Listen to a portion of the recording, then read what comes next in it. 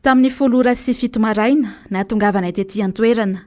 toy izao ny zava-nisy teto Ampefiloha teto amin'ny vavahadin'ny École Normale Supérieure na ny ENS.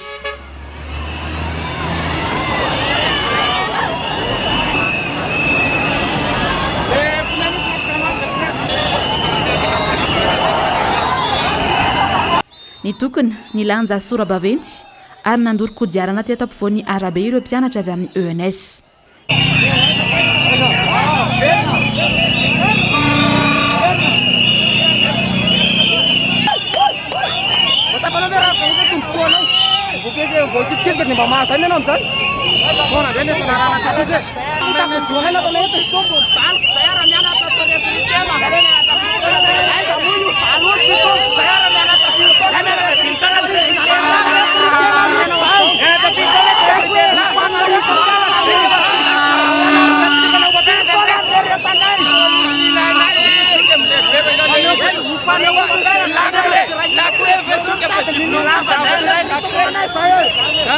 La Greve Ens per diplôme ny zavatra tsy maninona niaretaneny eny nareo vao vita fianarana tsy ampy taona regrité 2017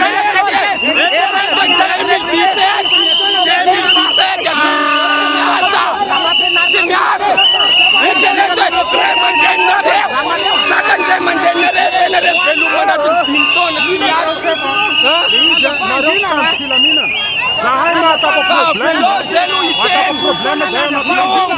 Neo ambony tsy mirarane moyenne eny ampiasainy hatram'zay nandefa satria nampianarina zay andefa fa zay tsara normal be zay satria zay tsy lagreny ampiasainy lacrea miala lacrea zay dia mampiasa marteur fa raha nianatra zoky dia avy taminay zay zavatra nampianarana donc vélo zay ampisehony filane zay misavatra ilaine zay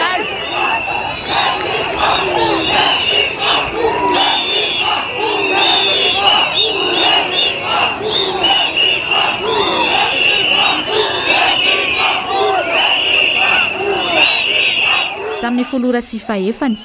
nipetraka ireo mpianatra nisy avy eo ny fifampiresahana teo amin'ny mpianatra sy ny mpitandro ny filaminana andray fepetra izahay onona valy mpitandro ny filaminana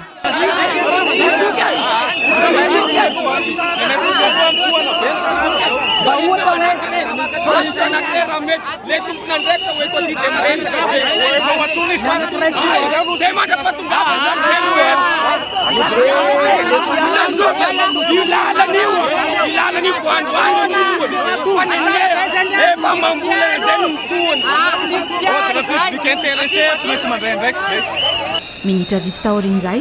nirefotra ny bamba mandatsa-dranomaso vaky ny tsoka ireo mpianatra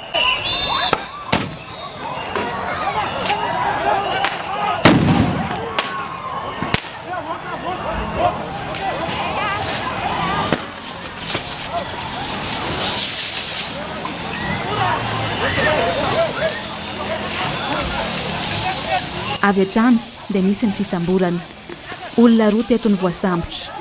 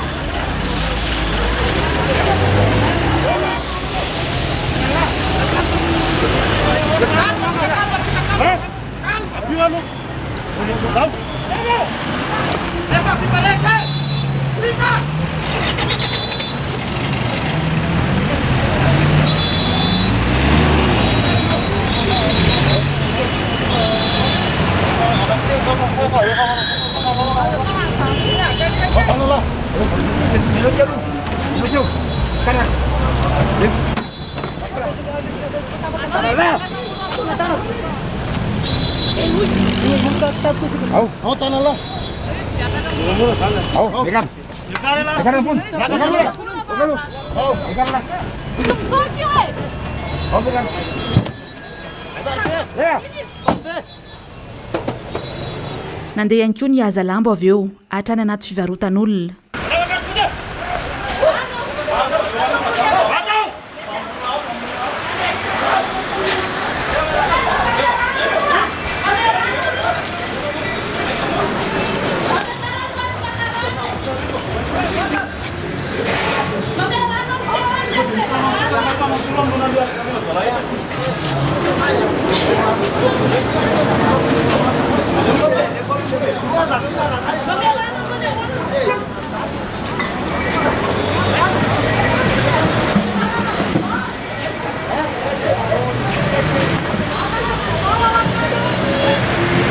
mpianatra efa nitsokana kany amin'ny faritry ny ENS. Nisy indray ny saika hosamborona teto saingina maly. Nisy torabato tampoka avy any anaty faritry ny sekoly. Namaly tamin'ny baba mandatsa-dranomasy indray ny mpitandro ny filaminana.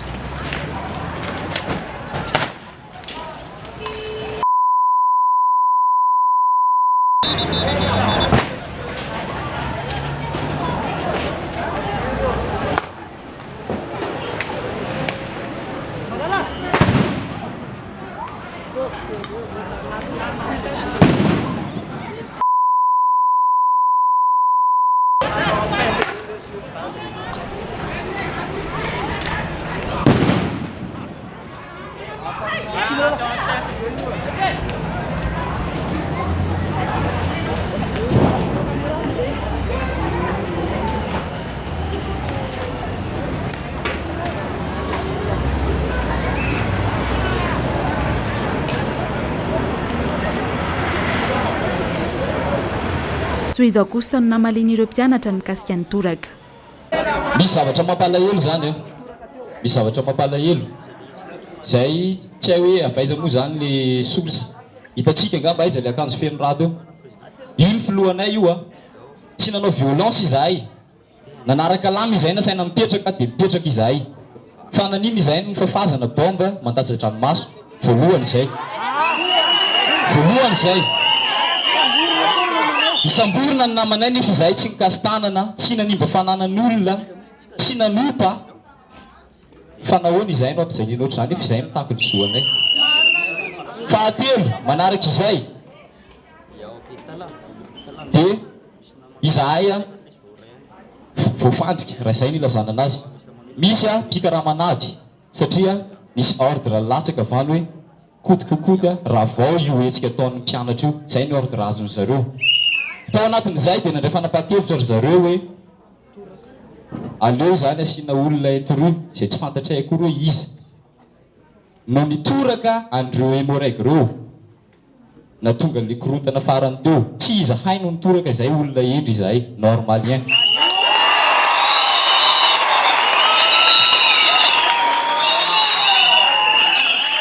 Fa mba hijustifier-ndry zareo ny action andry zareo de micréer koa zareo plan any ambadimbadika any zay tsy hainay hoe avaiza ka tsotra zany ny teninay izahay olo-kendra mangataka pahendreny izahay manao atsoava pahendreny izahay voalohany indrindra avoainy namanay faharoa manarak'izay aza ratrainy izahay fa raha iresaka tsika de ny saina sy ny vavany ampiasao fa mibasy ampirimo.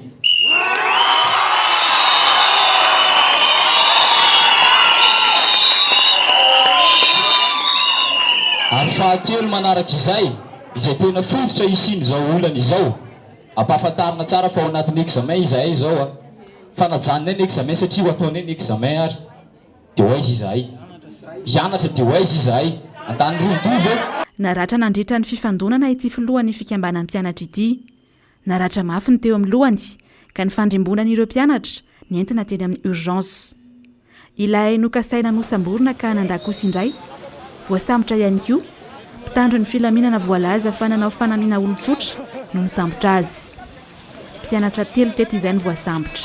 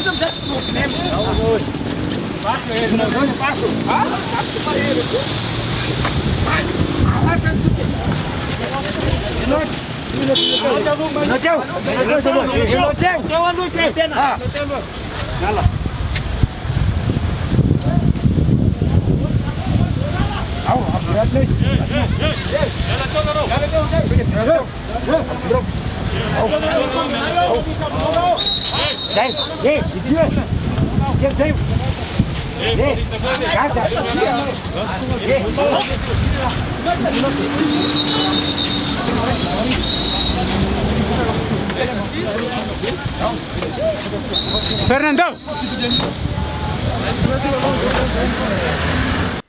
mitaky ny amoahana ireo namany telo voatazona tsy misy atakandro araka izany ireo mpianatra. Aza franchise universitaire tsy misy franchise universitaire tsy manatra an'izany ireo mpitandro ny filaminandreo. Ny mpianatra aty amin'ny vavahady no samborina misy namanay anankiroa izay tsy ekenay fa voay tompoko ny namanay. Fa inona tokoa ary izany no nahatonga ny fitakian'ireo mpianatra ka tonga tamin'izao.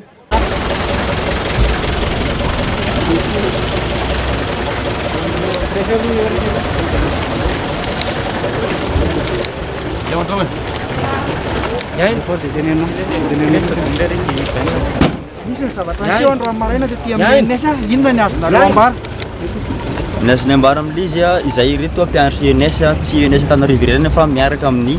ENS Antsiranana, Antananarivo, Fianaratsoa, Toliara. Iady zay makasika ny tsy firarahinanay ENS eran'ny Madagasikara mihitsy. Izahay ireo no malaza hoe voatokana hampianatra izany. Izahay ireo no andraindraina amin'izay fampianarana izany. Fantatrangamba zany hoe raha misy fisorotana ENS amin'ny école manana valeur zany. Nefa ankehitriny tsy zany zavatra miseho. Lasa iny ENS indray no tompo mangatakatony amin'ny resaka recrutement. Mivoaka zao teo ny 6e vague maro iny tena mandrita amin'ny liste azon'ny ENS enjato mahery. Nefa rehefa tena nandeha ny sasany tsy nahazo contrat 316 tsy nahazo contrat mihitsy. Dia rehefa nandeha fampiresahana sy ny fifanekena amin'ny fandaminana dia rehefa navoaka zany ny rehefa nahazo poste budgétaire 7e vague dia le 316 ihany bascule 7e vague. Dia teo zany dia nietsika zay hoe ahoana makasika an'ity fa tsy rariny zany zany hoe veran-javana fotsiny zany ilay poste budgétaire nay 316 tany amin'ny 6e vague raha ohatra ka manaiky zay hoe bascule 7e vague fotsiny le délaissé 316 ireo. Dia resaka zay ve fampiresaka tamin'izay ireo resaka tamin'ny DRAS zay tsisy nahazo valim-po zay miresaka makataka audiasana mihitsy zay lazaina fa tsy afaka mamea rendez-vous mihitsy ministre.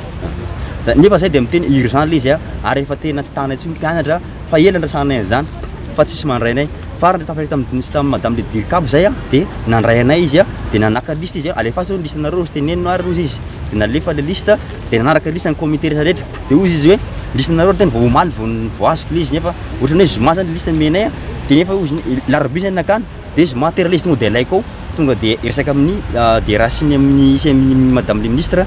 dia lasa tanay zay miveranakany tara zay miveranakany resaka tanaminy ahoana fandehan'le izy ary ahoana dia tonga tany rehefa dia omaly ary liste nareo vao raiko dia nanaiky io zay eny ary fa aloha manaraka andray dia afaka herandray dia nakandray afaka herinandro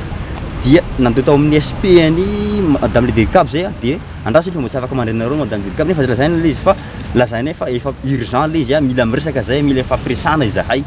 dia tsy afaka nandrainay mihitsy hono izy dia tanay nandalo teo izy fa tsy nandrainay tsy nararanay mihitsy izy dia antenena hoe miantso anao zay rehefa milamina le izy président zany président mpianatra miantso anao zay miandry miantso foana izy zao tsy mbola nisy antso azonay mihitsy.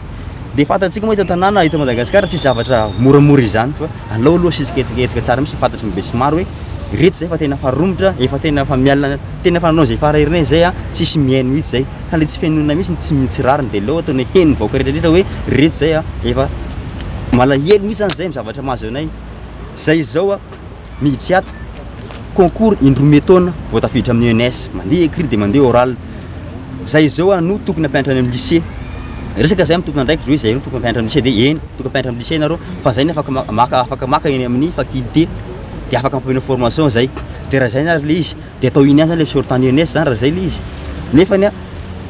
fisorotany ENS zany ny institut sy ny N3 de mesure zay hoe recrutement systématique zay nefa hatramin'izao le izy tsy tanterana akoriny. Raha ny loharanom-baovao azo avy amin'ny ministera ny fanabeazam-pirenena nefa ny ministera ny tokony mamaritra ny toerana ilainy izany hoe tsy mpianatra ny tokony andidy ny andraisana azy ho mpiasam-panjakana na tsy fa miankina amin'ny filan'ny ministera ihany tsy ho tanteraka mihitsy araka izany ny filazana fa ho raisina avokoa izay mpianatra mivoaka na ilay antsoina hoe recrutement systématique. Efa ny farana ihany koa ny fandraisana mpiasa ho any andihan'ny fahaenina misy amin'ireo mpianatra nivoaka ihany koa ho iantrany ity loharanom-bavao ity no manda ny tsy mety hiasa ho any ambanivohitra toy izao anefa ny fanazavan'ny mpianatra izay efa nisy taratasy fifanarahana teo amin'ny mpianatra sy ny ministera ny taona 2024 efa nisy ny arrêté ministériel tamin'ny 1985 izay manambara fa mpianatra ny ONS dia tokony ho recruter systématiquement fa ny fanesy nefa tao anatin'ny taona maromaro tao tsy aoriana ny fitakiana ataonay mpianatra eto anivon'ny école normale supérieure mahakasika izany recrutement systématique izany fanahoana loatra reny natao an'izany izahay maninona no averina takina ndray le izy nefa efa nahazo degré tamin'ny 2018 nisy ny tolona izay mafimafy ohatr'izao ihany tamin'izay fotoana izay izay nefara tamin'ny protocole d'accord entre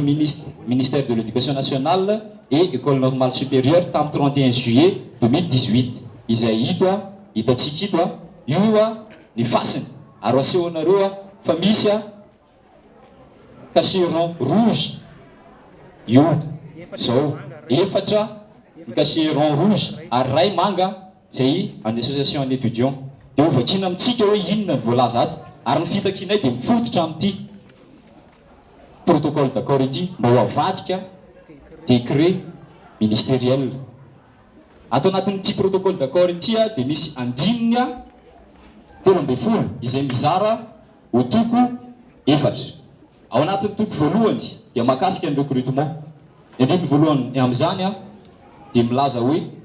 izay mpianatra rehetra avoaka ny école normale supérieure isan-taona anisan'izany ireo andininy teo aloha izay mbola tsy voaray dia tsy maintsy raisina ho mpiasam-panjakana raikitra non contractuel avy hatrany ao anatin'ny taona nahazon'ny diplôme hatramin'ny fotoana ny alany an-teny an-toerana tokony ho tamin'ny 12 rasy sasany efa nizotra mpilaminana ny fifamoivoizana ny mpianatra niverina tao anaty faritry ny sekoly ny mpitandro ny filaminana kosa mbola niantrana teny an-toerana